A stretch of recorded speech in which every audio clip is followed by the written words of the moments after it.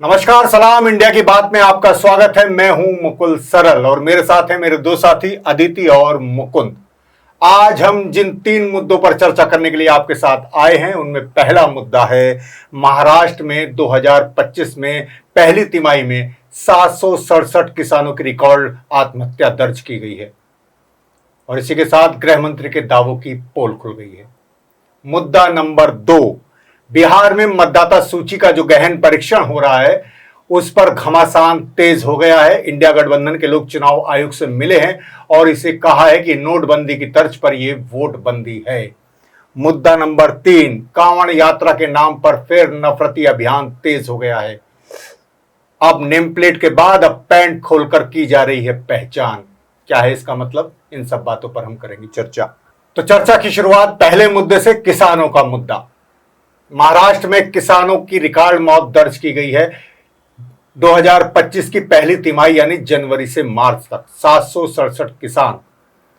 लेकिन इससे पहले ही गृह मंत्री ये बयान दे चुके थे महाराष्ट्र में ही कि सरकार, डबल इंजन की सरकार के प्रयासों से किसानों की आत्महत्या रुक गई है, बंद हो गई है। लेकिन सरकार के आंकड़ों ने उनकी पोल खोल दी है। तो इस सब का क्या मतलब है और क्या ये केवल महाराष्ट्र की स्थिति है या पूरे देश की स्थिति है, इस पर हम बात करेंगे बारी बारी। पहला कमेंट लेते हैं हम अपने साथी मुकुंद से। मुकुंद, आपकी क्या राय है? मुकुल जी, मेरा ये मानना है जो ये आत्महत्या सिर्फ महाराष्ट्र तक सीमित नहीं है। महाराष्ट्र का आंकड़ा हमारे पास आ गया है, इसलिए हमें पता है। क्योंकि केंद्र सरकार ने तो एनसीआरबी में जो आंकड़ा है उसको छुपा ही लिए। देश भर में क्या स्थिति उसका पता ही नहीं चल रहा है। ये आंकड़े और हर जगह की स्थिति यही है। अदिति, क्या है इस पर आपकी राय? मुकुल जी, मुझसे पूछा जाए तो ये मोदी सरकार की जो डबल इनकम करने की जो मोदी जी की गारंटी थी और ये डबल इंजन सरकार की तो टोटली जिसे कहते हैं ये टोटल फेलियर है। आपका क्या कहना है इस पर मुकुल जी? मेरा मानना यह है कि शायद पहली बार ही ऐसा हुआ है कि सरकार के आंकड़ों ने ही सरकार को काउंटर किया है। सरकार ने ही सरकार की पोल खोली है। सरकार ने ही गृह मंत्री के बयान को, उनके दावों को कटघरे में खड़ा किया है। और वाकई ये बड़ी समस्या है जिस पर इसलिए राहुल गांधी इस पर कहते हैं कि किसान मर रहे हैं, सिस्टम किसानों को मार रहा है, लेकिन प्रधानमंत्री मोदी अपने पीआर के तमाशे में व्यस्त हैं। तो अगर हम इस मुद्दे पर विस्तार से चर्चा करें कि जैसा कि मैंने बताया, महाराष्ट्र सरकार ने खुद ये आंकड़े दिए हैं। महाराष्ट्र विधान परिषद में एक सवाल पूछा गया, उसके लिखित जवाब में वहां के मंत्री ने बताया कि पहली तिमाही में जनवरी से लेकर मार्च तक 767 किसानों की आत्महत्या दर्ज की गई है। ये दर्ज हुई है, हो सकता है इससे ज्यादा भी किसानों ने आत्महत्या की हो। उनमें से बहुत से किसानों के दावे खारिज भी कर दिए गए हैं, सुनवाई भी नहीं की गई है कुछ दावों पर।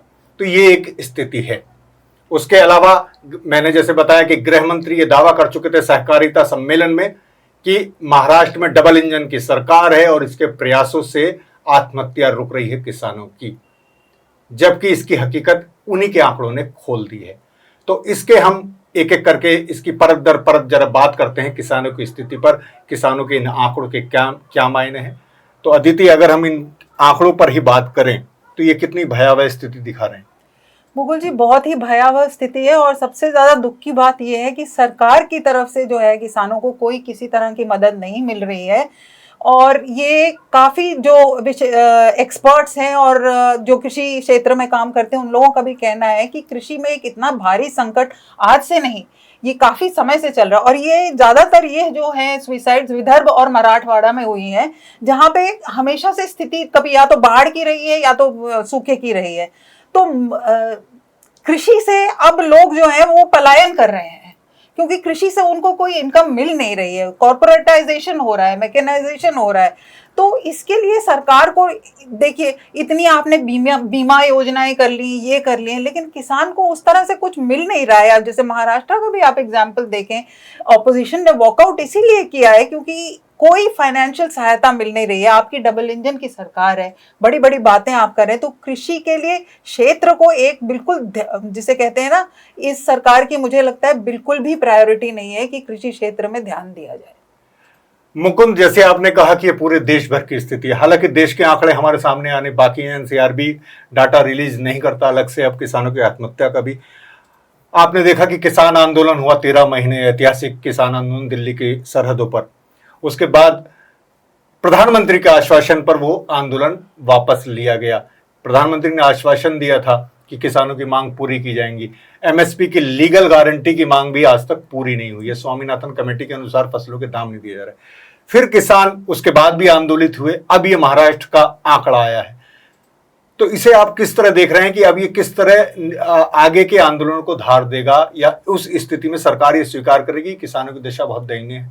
मुकुल जी, सवाल है ना जो आपने कहा नरेंद्र मोदी ने आश्वासन पे खत्म किया था, प्रधानमंत्री के आश्वासन पे नहीं खत्म हुआ था। उन्होंने सरकारी अपने लेटर पैड पे अमित शाह के गृह मंत्रालय की लिखित वादा किया था, जो हम C2+50% लागू करेंगे, उसकी कानूनी गारंटी की बात हुई थी। वो जो कमेटी बनी, उस कमेटी ने क्या किया उसकी रिपोर्ट पता है, कमेटी बैठी भी नहीं उसके बाद। तो ये तो स्थिति है जो हम किसानों को उनके फसल का दाम भी नहीं दे रहे, और यही सबसे बड़ा कारण है जो किसान कर्जे में जाता है और वो इस तरह की आत्महत्या जैसे कदम उठा रहा है। आने वाली 9 जुलाई जो है उसमें देश भर में आम हड़ताल हो रही है। हालांकि ये हड़ताल मजदूरों की हड़ताल है, लेकिन किसान संगठन और संयुक्त किसान मोर्चा ने इसका समर्थन किया। तो उसमें भी एक बड़ी मांग यही है जो किसानों को उनके फसल का उचित दाम दिया जाए, और इसको लेकर देश भर में लगातार आंदोलन चल ही रहा है। पहले 13 महीने का आंदोलन हुआ, किसान थोड़ी देर उन्होंने सरकार के रिएक्शन का इंतजार किया, लेकिन जब सरकार नहीं मानी, देश भर में अलग अलग विषयों में लगातार इस तरह के आंदोलन चल रहे हैं। और अभी भी जब हम ये बात भी कर रहे हैं, तो अभी भी महाराष्ट्र के अंदर भी कोई ना कोई कन्वेंशन किसानों का चल ही रहा होगा जिसमें इसकी बात हो रही होगी। दिल्ली में हो रही है लगातार। अभी आने वाले समय में मेरे ख्याल से 9 जुलाई जो है वो बड़ा हिस्सा होगा जिसमें किसान बड़े आंदोलन करने जा रहे हैं किस मजदूरों के साथ। इसमें खेत मजदूर भी बड़ी संख्या में शामिल हो रहे हैं। इसके अलावा जो अभी अब देखें, अभी तुरंत थोड़े दिन पहले ही, 1-2 महीना पहले ही सरकार ने फसलों का MSP की घोषणा करी थी। उस समय भी हर एक किसान संगठन ने उसका विरोध किया था, क्योंकि C2+50% आज भी आप नहीं दे रहे हैं जी। और ये जो जहां तक बीमा और इसकी बात हुई, सबसे बड़ा धोखा है किसानों के साथ। किसानों के नाम पे कैसे कॉर्पोरेट को पैसा दिया जा रहा है सरकारी खजाने से, सबसे बड़ा एग्जाम्पल इसका कोई है तो आपका ये फसल बीमा योजना ही है, जिसमें किसानों का नाम, किसानों का 1 रुपए में बीमा मिल रहा है, लेकिन वो किसान से 1 रुपए लेते हैं, लेकिन उसका प्रीमियम भर कौन रहा है? सरकार भरती है पैसे से, लेकिन वो पैसा किसानों तक नहीं पहुंचता है। मतलब समझ लीजिए उसमें गैप इतना बड़ा है। जैसे अगर सरकार 100 रुपए दे रही है तो किसानों को जो दावे पूरे हो रहे हैं 15 से 20 रुपए होंगे, 75 से 80 रुपए जो है वो कंपनियों को मुनाफा मिल रहा है। तो ये दिखा रहा है जो सरकार है किसानों के बारे में बोल दे कुछ भी, लेकिन हकीकत क्या है और किसानों की स्थिति के लिए जिम्मेदार अगर कोई है तो सिर्फ और सिर्फ हमारे देश की व्यवस्था और हमारे यहाँ की सरकारें जिम्मेदार है। तभी राहुल गांधी ने कहा कि सिस्टम किसानों को मार रहा है। इसी मुद्दे को लेकर, क्योंकि महाराष्ट्र के आंकड़े अब हमारे सामने आए हैं, 1 जुलाई को ही ये आंकड़े विधान परिषद में प्रस्तुत किए गए लिखित। उसके बाद 3 जुलाई को राहुल गांधी इस पर एक कमेंट करते हैं और प्रधानमंत्री को सीधे निशाने पर लेते हैं। आपको पता है कि प्रधानमंत्री इस समय 5 देशों की यात्रा पर हैं। बहुत सारे फोटो और वीडियो आ रहे हैं उनके, उन्हें जगह जगह सम्मान मिल रहा है, लेकिन देश में किसान आत्महत्या कर रहा है। और जैसे मुकुंद ने बताया कि 9 जुलाई को देश में एक राष्ट्रव्यापी बड़ी हड़ताल होने जा रही है मजदूरों की, उसमें किसान भी शामिल हैं। किसान और मजदूर अब एक साथ ही जुड़ गए हैं। पहले भी हमने देखा पुराने आंदोलनों में सब जगह किसान, मजदूर, मेहनतकश सब लोग एक साथ इकट्ठा हैं। और इसी को लेकर विधानसभा में विपक्ष ने, इंडिया गठबंधन विपक्ष ने जो वहाँ पर महाअघाड़ी, उसने सवाल उठाए, सोयाबीन के किसानों के भुगतान की मांग उठाई, चर्चा की मांग की। जब नई सुनवाई हुई तो उन्होंने वॉकआउट किया। तो ये एक स्थिति है। अदिति कुछ कहना चाह रही है? हाँ, मैं ये कहना चाह रही हूँ कि आप कॉन्ट्रास्ट देखिए, जो इन्होंने बताया कि कॉर्पोरेट और उनके पास पैसा जा रहा है। ये जो ज्यादातर किसान जो मतलब किसान ज्यादातर कर्ज में दबे हुए हैं, किसी का 10,000 का कर्ज है, किसी का 1 लाख का कर्ज है, जो आत्महत्या कर रहे हैं, ये सरकारी आंकड़े बताते हैं। और उधर देखिए कॉर्पोरेट, अभी अभी खबर आई है अनिल अंबानी का 48,000 करोड़ का कर्ज जो है वो बैंकों के उसमें है। तो आप देखिए, और उन्हें राइट ऑफ कर दिया जाता है पिछले दरवाजे से। किसानों की जमीन कुर्क होती है राजस्थान के अंदर। तो इस पर मेरा ये अंत में यही कहना है कि जाल दर जाल बिछाकर हुई हैं हत्याएं। आप कहते हैं किसानों ने खुदकुशी कर ली, तो खुदकुशी नहीं, मेरे लिए तो ये हत्याएं ही हैं। अब हम चलते हैं अपने दूसरे मुद्दे की तरफ। दूसरा मुद्दा है बिहार का। वहाँ जो गहन पुनरीक्षण हो रहा है मतदाता सूची का, उसे लेकर बहुत ज़्यादा घमासान तेज हो गया है। इंडिया गठबंधन के सभी दलों ने एक यूनिटी बना ली है और चुनाव आयोग से मुलाकात की है। तो इस मुद्दे को वो किस तरह देख रही है, पहले बताएंगी अदिति। हाँ मुकुल जी, मैं ये समझती हूँ कि इलेक्शन कमीशन का एक सबसे बड़ा जो जिम्मेदारी है वो है कि हर व्यक्ति को, चाहे वो जहां भी हो, उसको वोट का अधिकार देना। लेकिन इस कवायद से मुझे ये लग रहा है कि वोटों से वंचित किए जाने की पूरी पूरी आशंका जो विपक्ष की है वो सही उतरेगी। और विपक्ष ही नहीं, सुना है कि सत्ता पक्ष को भी अब थोड़ी तकलीफ हो रही है इसको लेकर, लेकिन इलेक्शन कमीशन जो है इस पे अड़ा हुआ है। क्यों अड़ा हुआ है ये आने वाला वक्त बताएगा। क्या है आपका कहना इस पर मुकुल जी? अब मेरा मानना तो यही है कि ये अब बिहार में शायद सबसे बड़ा चुनावी मुद्दा बनने जा रहा है। जिस तरह से इंडिया गठबंधन इस मामले में यूनाइट हुआ है, चुनाव आयोग से मुलाकात की है, हालांकि उस इंडिया गठबंधन का कहना यह है उसके सभी नेताओं का कि चुनाव आयोग ने उन्हें निराश किया है, तो ये होकर रहेगा जो उन्होंने ठान लिया है। अब इसमें कितने वोटर कटते हैं, 1 करोड़, 2 करोड़, 3 करोड़, तमाम तरह के आंकड़े आ रहे हैं, क्योंकि प्रवासी मजदूर बहुत ज्यादा हैं बिहार से। तो अब ये देखना होगा कि किस तरह चुनाव को प्रभावित करता है। मुकुंद, क्या है इस पर आपका कहना? मुकुल जी, मेरा शुरू से जब से ये हुआ तब से स्पष्ट मानना है, और पिछले कुछ सालों में संस्थाओं को जिस तरह से हत्या हुई उसका सबसे जीता जाता उदाहरण सामने चुनाव आयोग दिख रहा है। और सिर्फ ये वोट बंदी जिसको विपक्ष कह रहा है बार बार, वो वोट बंदी साफ दिख रही है, और इससे लोगों का जो हक है और जो खासकर जो संस्थाओं में विश्वास था वो और भी कमजोर हो रहा है। और ये हमारे लोकतंत्र में खतरनाक चीज में से है ये जो हम देख रहे हैं आज। तो ये इतना खतरनाक क्यों है? क्योंकि चुनाव आयोग रिवीजन करता रहता है, लेकिन इस बार इतना घमासान क्यों देख रही हैं आप? कुछ दस्तावेज मांगे गए हैं, जैसे उनका कहना है चुनाव आयोग का कि भाई कुछ दस्तावेज मांगे गए हैं जो बहुत इस तरह से सरकार के पक्ष में सोचते हैं। वो भी कहते हैं कि भाई क्या है दस्तावेज देने में। आप किस तरह देख रही हैं बिहार के स्तर पर? मैं बिहार के इस तरह से देख रही हूँ, और जो विपक्ष का भी यही कहना है कि ठीक है, वोटर्स लिस्ट को आप क्लीन अप कीजिए, आप जो कीजिए वो आपका काम है, उससे उसको कोई नकार नहीं रहा है, लेकिन आप कितने वक्त में कर रहे हैं ये? आप वक्त देखिए, बिहार के चुनाव सर पर हैं, ये पहले क्यों नहीं की गई कवायद 2024 में?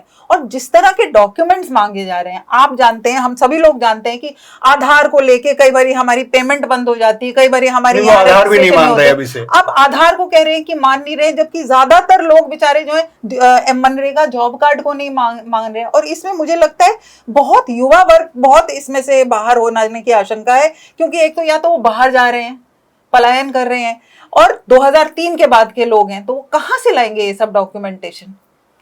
मुकुंद, आप किस तरह देख रहे हैं? जिस तरह प्रवासी मजदूरों की स्थिति, बिहार से बहुत ज्यादा लोग पलायन करते हैं, रोजगार की जो स्थिति है, अब वो अचानक ये कहा गया कि वो चुनाव आयोग की टीम जाएगी, बीएलओ जाएंगे, 2-3 बार अगर गए, अगर आप नहीं मिले तो वो आपका वोट खारिज कर देंगे। फिर उसके अलावा जो डॉक्यूमेंट, प्रमाण पत्र, जन्म प्रमाण पत्र मांगे गए हैं, ये नागरिकता का सवाल भी बन रहा है। ये बिहार और पूरे देश, क्योंकि ये समझा जा रहा है कि पूरे देश में शायद ये लागू होगा। अब मुझे शुरू से ये जो है ये रिवीजन नहीं है, जो रिवीजन बोल रहे हैं, रिवीजन हर चुनाव से पहले होता है। वो रिवीजन अलग तरीके से होता है। किसी में आप रिवीजन में डॉक्यूमेंट नहीं मांगते, इसमें आप डॉक्यूमेंट मांग रहे हैं, यानी कि आपको अपनी नागरिकता ही साबित करनी है एक तरीके से। मैं वोटर यानी कि नागरिक हूं तो वोटर दे ही पाऊंगा, तो ये मेरे नागरिकता पे ही सवाल उठाया जा रहा है। और जो सबसे बड़ा सवाल है, जो आपने बताया 2-3 बार आप फिजिकल, अब मुझे फिजिकल वहां उपलब्ध होना पड़ेगा, अगर नहीं हूँ फिजिकली तो मेरा वो कैंसिल हो जाएगा। और मेरे जैसे ही कितने मेरे से जनरेशनल पहले लोग आए हुए हैं जो दिल्ली, मुंबई, गुजरात में जाके इन्हीं सरकारों के कारण प्रवासी मजदूर और पढ़ने लिखने के लिए आए हुए हैं, उनकी क्या स्थिति होगी और वो कैसे पहुंच पाएंगे? अभी मैं पहले भी हमने बात की थी, जब पिछले हफ्ते उसमें भी हमने ये बात करी थी। बिहार एक ऐसा राज्य है जहां स्टेट के पास भी डॉक्यूमेंट नहीं है, इसीलिए भूमि सुधार का जो उनका पूरा कॉन्सेप्ट था वो बस्ते में चला गया। तो आप कैसे उम्मीद कर रहे हैं? वो बोल रहे हैं हम 11 ऑप्शन दे रहे हैं आपको, कुछ तो होगा आपके पास। बताइए, बिहार में आप जमीन खाता खतियान मांग रहे, बड़ी आबादी बिहार की भूमिहीन है, जो दलितों की है, खासकर महादलितों की है, भूमिहीन है, और सरकारी सीलिंग से फाजिल जमीन में बसे हुए हैं। उनके पास खाता खतियान नहीं होगा, उनके जन्म प्रमाण पत्र का सवाल ही नहीं उठ रहा है, बहुत सारे लोगों के पास रजिस्टर ही नहीं है ना, राशन कार्ड का सवाल, वो अब इतने सारे डॉक्यूमेंट की प्रक्रिया, उसके कुछ भी नहीं है। और क्योंकि वो कई सारे गांव तो ऐसे हैं जो नदी के पेट में बसते हैं, हर साल बाढ़ में बह जाते हैं वो। तो आप ऐसी स्थिति में जो ये कर रहे हैं एक मजाक ही है। और ये सिर्फ, और जिस तरह चुनाव आयोग का रवैया है, हमने देखा किस तरीके से उसने नेशनल पार्टी के लीडरशिप को, डेलीगेशन को अंदर जाने से रोका। कह रहे नेशनल प्रेसिडेंट आएंगे तभी मिलेंगे। चुनाव आयुक्त इतने बड़े हो गए, कमिश्नर, जो देश में सबसे बड़ा जो कोई पार्टी है उसके मुखिया से ही मिलेंगे, बाकी डेलीगेशन से बात ही नहीं कर सकते। ऊपर से डेलीगेशन कितना बड़ा जाएगा उसको भी आप तय कर रहे हैं। टोटल हर पार्टी के साथ बोल रहे हैं, एक के साथ एक, यानी 2 लोग ही जा सकते हैं। कांग्रेस पार्टी के डेलीगेशन में कई बड़े ऐसे नेता थे जिनको बाहर बैठना पड़ा चुनाव आयोग के, जयराम रमेश थे, पवन खेड़ा थे, उनकी एंट्री नहीं हुई। सब अभिषेक मनु सिंह भी और बिहार के जो उनके अध्यक्ष थे वही जा पाए। तो ये सारी स्थिति दिखा रही है, जो आप मंशा साफ दिखा रहा है, जो मंशा जो है इनकी क्या है करने की। तो सवाल मनसा के मंशा साथ का, मैं जी। एक और जोड़ना चाहूंगी, मनसा के साथ ये भी दिख रहा है कि कौन सी पार्टी चुप्पी बांधे हुए है इस पे। हाँ वही है ना सवाल पर वाला तो सोशल वही मीडिया से। मंशा का सवाल है, जो सत्तारूढ़ दल है, जो बीजेपी है, जो नीतीश कुमार की पार्टी है। हालांकि नीतीश की पार्टी में भी खलबली तो दिखाई दे रही है, लेकिन बीजेपी इससे बहुत ज्यादा इत्मीनान से है, खुश है। यानी वो उसी की तरफ से ये पूरा पुश किया जा रहा है। और जिस तरह से इंडिया गठबंधन के नेताओं से व्यवहार किया जा रहा है, उनकी मांग को जिस तरह से इग्नोर किया जा रहा है, ये वाकई में एक बड़े खतरनाक संकेत हैं। और ये नोटबंदी की तर्ज पर वोटबंदी या सीए एनआरसी की तर्ज पर ये जो पूरा SIR इसके अंदर जो शुरू किया वॉलेंटियर जा रहा है। भर्ती हो रहे हैं, वॉलेंटियर कौन है? 1 लाख वॉलेंटियर आप भर्ती कर रहे हैं BLO। जी। वो कौन है? उनकी क्वालिफिकेशन क्या है? वो किसी पार्टी के कार्यकर्ता है? तेजस्वी ने बहुत सही सवाल उठाया, आपने उनको स्वयंसेवक कहा है, तेजस्वी कह रहे हैं उसके आर और जोड़ दीजिए, राष्ट्रीय स्वयं संघ के तो नहीं है वो। और दूसरा एक चीज बड़े पिछले कुछ समय में हुई है, चुनाव आयोग को सवाल पूछिए, उसको डिफेंड करेगी बीजेपी को सवाल उठाइए बीजेपी और गवर्नमेंट पे, तो उसको डिफेंड करेगी चुनाव आयोग। जी, यही ये रिश्ता जो क्या कहला रहा है ना, यही सब हम देख रहे हैं। इसलिए इस पर बहुत ज्यादा संदेह है। और मुझे ये लग रहा है कि आने वाले चुनाव में एक तो वोट कटेंगे, अब उसका क्या फर्क पड़ेगा, कहीं वोट बढ़ाकर जीता जा रहा है, कहीं वोट घटाकर जीता जा रहा है। और ये पूरी एक जो वोट बंदी कही है या एनआरसी की प्रक्रिया, अब ये पूरे देश में, अब इसके बाद पश्चिम बंगाल, तमिलनाडु, इन सबके चुनाव होने हैं 2026 में, फिर 2027 में यूपी के चुनाव, उत्तराखंड के चुनाव, ये तमाम जगह ये अब पहुंचेगा। ये पूरी जो ये यहीं से, अगर वो चाह रहे हैं कि ये जो विरोध है वो यहीं दबा दिया नहीं गया, तो फिर आगे की राह मुश्किल हो जाएगी। और पूरा का पूरा जो एक आगे का 2029 और एक चुनाव, एक राष्ट्र एक चुनाव या हिंदू राष्ट्र, इन सब की परिकल्पनाएं हैं, मुझे लगता है उसकी तरफ ये एक कदम है। खैर, देखेंगे आने वाले दिनों में किस तरह से क्या होता है। इसे तो राजनीतिक दलों को ही संबोधित और इसे प्रतिरोध उनको ही करना होगा इस पर, ठीक। लेकिन मतदाता को भी सोचना होगा कि उस पर एक ही अधिकार था, एक ही अधिकार है। हमें रोजगार का अधिकार नहीं मिला, हमें शिक्षा का अधिकार नहीं मिला, सवाल पूछने का अधिकार है ही नहीं, पत्रकारों को भी सवाल पूछने का अधिकार नहीं है। प्रधानमंत्री जी प्रेस कॉन्फ्रेंस नहीं करते, कुछ लोगों से साथ बैठकर बात करते हैं, चाय पीते हैं, बस। तो एक अधिकार था जिसमें वोट देने का अधिकार, वो भी अब खतरे में है। इसलिए एक बड़ा, क्योंकि ये पूरा हमारे संविधान, हमारे लोकतंत्र का मसला है और वही खतरे में है।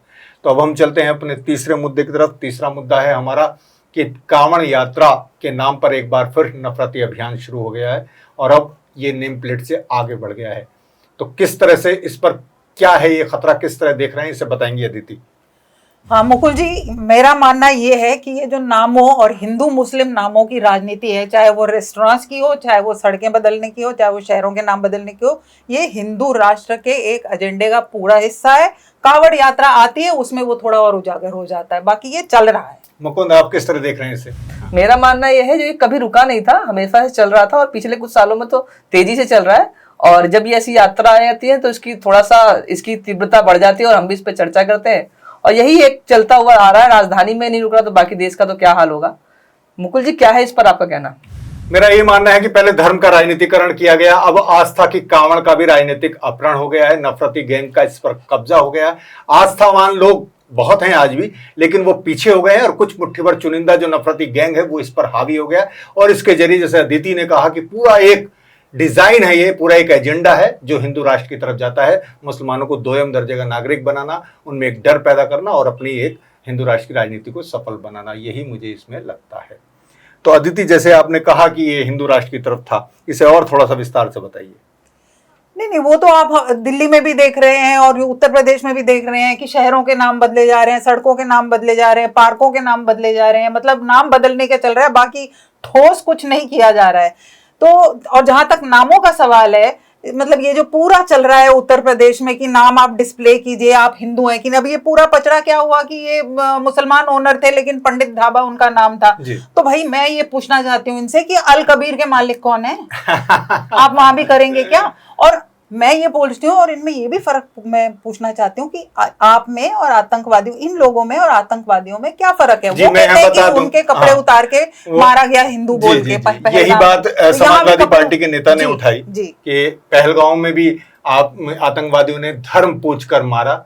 और आपने मुजफ्फरनगर में अभी आपने देखा होगा जून लास्ट में कि एक स्वामी जी के उसमें पहुंचती है एक टीम, कहते हैं हम कांवड़ रूट जो है उसे शुद्ध कर रहे हैं और जांच कर रही है, और उसमें वो स्कैन करके देखती है, मुस्लिम ऑनर का नाम आता है, जबकि ढाबे का नाम है पंडित जी वैष्णो ढाबा, और एक कर्मचारी की पहचान, जबकि वो आधार दिखा रहा है, उस पर वो उसकी पैंट खुलवाकर उसकी पहचान करना चाहते हैं। यानी नेम प्लेट का विवाद अब इस पहचान तक आ गया। वो खाने की शुद्धता आपकी पैंट खोलकर चेक की जा रही है। मुकुंद, ये जो आप कह रहे हैं कि हमेशा से था, वैसे हमेशा से था ही। एक तो लगातार ये डिजाइन एक चल रहा है, पूरा प्रोजेक्ट है, नवरात्र हो, कांवड़ हो, कुछ भी हो, उसी पर अब योगी जी भी तमाम तरह के ऐसे बयान दे रहे हैं। अभी उन्होंने बीच में बयान दिया है फिर। तो ये जो राजनीतिक संरक्षण प्राप्त है पूरा, उन पर पुष्प वर्षा की जाती है, तो क्या इसी वजह से ये तत्व हावी हो रहे हैं या ये पूरे ही प्रायोजित तत्व राजनीति के ही है? बिल्कुल जी, साफ है राजनीति है। क्योंकि ये चीजें हो रही है ना, अगर ये ना हिंदुओं को समझते हैं, ना हिंदुत्व को ना हिंदू समाज को समझ रहे हैं, ना हिंदू आस्था को समझते हैं।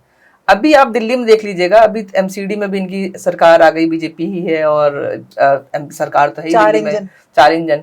अभी से उन्होंने शुरू कर दिया, सावन के अंदर मीट की दुकानें बंद होगी।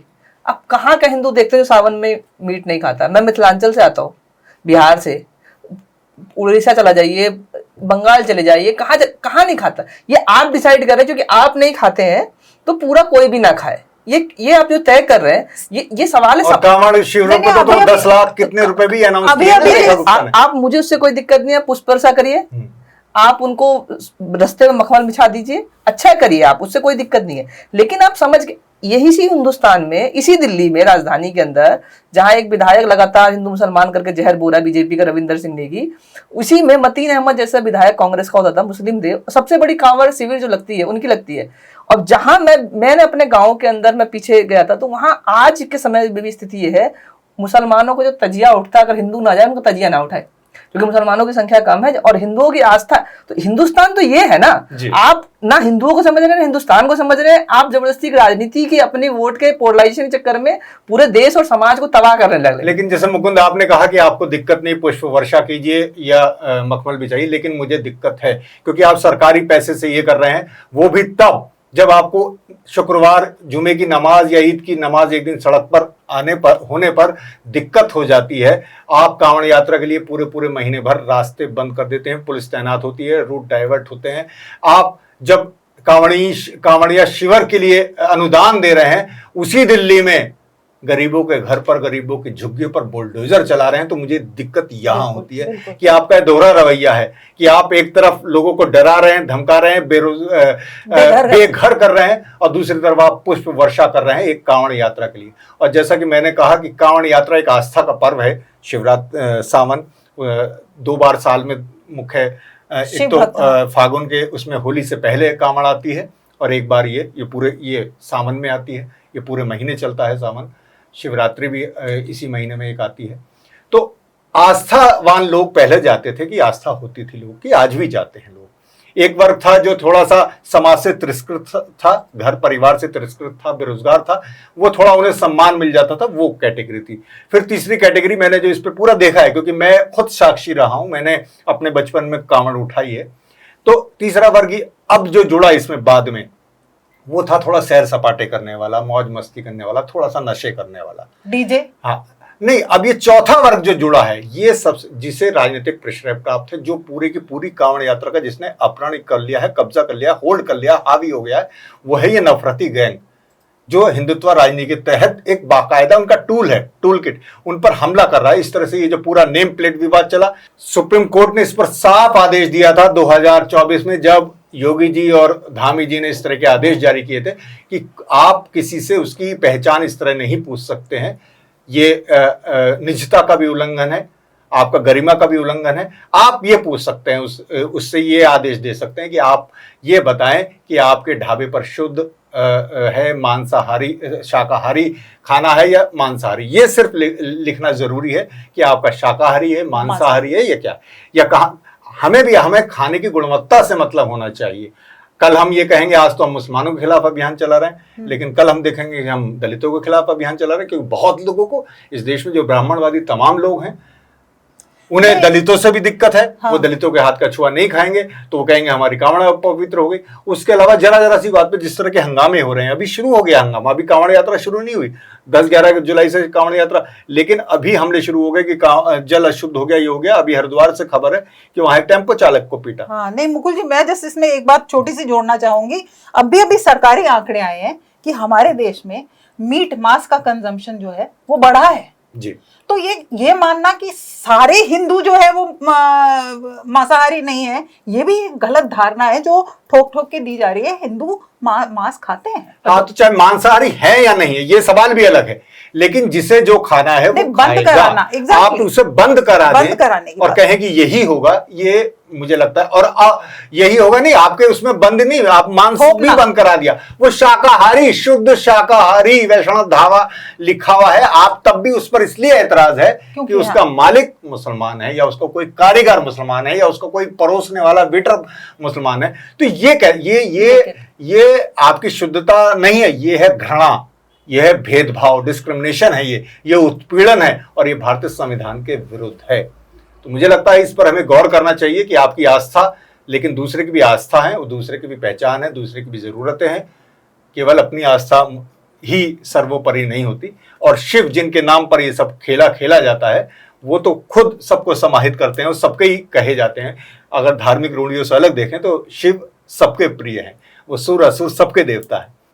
तो इसी नोट पर हम आज अपनी बात खत्म करते हैं। आपको हमारा प्रोग्राम कैसा लगा जरूर बताइएगा, लाइक और सब्सक्राइब भी कीजिएगा न्यूज़ क्लिक को। हमें आपके सहयोग की बहुत ज़रूरत है। शुक्रिया।